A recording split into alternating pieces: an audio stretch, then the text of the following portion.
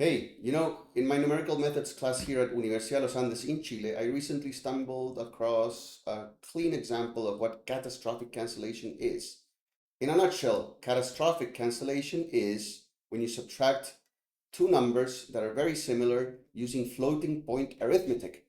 Here's the deal. So we usually program our algorithms thinking in terms of real numbers instead of the numbers we're actually using, which is not the real numbers. For example, in this case, if we have the function sine of x, and then we want to take its derivative, which we know it's cosine of x, we might want to approximate this derivative using getting inspiration from the limit definition of the derivative, which is the limit when delta x goes to 0 of the function evaluated at a certain place plus a little tiny nudge minus the function at the original place over the tiny nudge.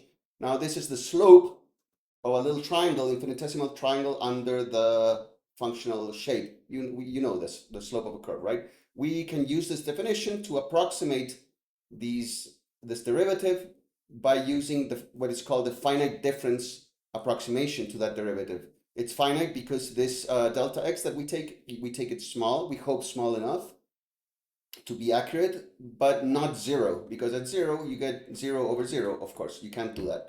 That's verboten. The problem is we're thinking here in terms of the real numbers. And actually, the numbers represented in a computer are governed by the double precision floating point format specified by the IEEE 754 format, which you can find on the Wikipedia. But the point is, you have only a certain number of bits to represent your number, which ends up reflecting into like 15 to 17 significant decimal digits of precision when you're presenting a number. Now, if you're subtracting two numbers that are very similar to each other, they're only going to differ in the maybe final 5 significant digits. So the decimal place is right at the end, right? And thus, when you subtract them, you go from 15 or 17 significant digits to only 5, even though your floating point representation allows for more. But then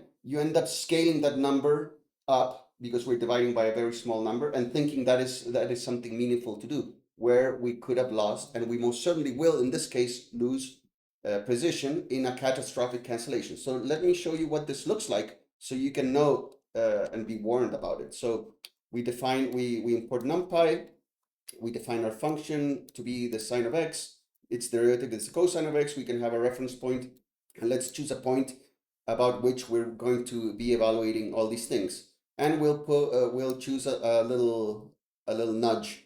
This is our nudge in the x direction, right? So we approximate using finite differences, and let's see both things.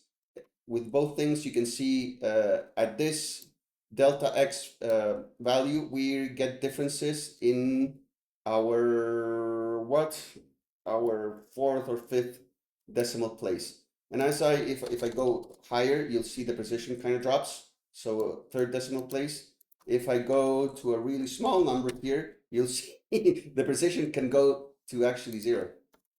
If I do something like that, you'll see the unintuitive effect that I already have just one significant digit. This 9 is okay, but then the number after it is not okay. So we can do a little plot of this. Here I am taking n values from 0 to all the way to 20 to define our delta x to be 10 to the minus n. So we're taking increasingly small numbers. We're computing the approximate derivative and then just storing them in some lists and then plotting. And this is what that looks like. So over here we have a step of 1. So dx is 1. If we take that huge step, we're getting a value of cosine, which is way off. But as we make this smaller, we see it converging to about 1. The value is not exactly 1, but it's converging there.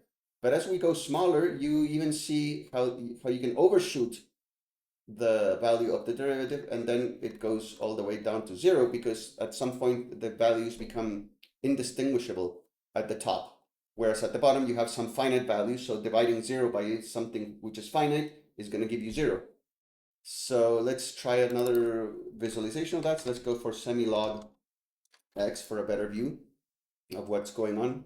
So you can see here the behavior of that. So under approximately 17 decimal places, you get just zero precision. Before that, you can see catastrophic cancellation. So you can get larger numbers than you expect, or general oscillations. That is, in a nutshell, what catastrophic cancellation, and your brain should be triggered every time you see a subtraction of numbers that are kind of similar, that you're multiplying by or multiplying by something large or dividing by something small, which is the same thing, and trying to think that is a useful number you're getting out of it. Maybe it's not that useful because of catastrophic cancellation. See you next time.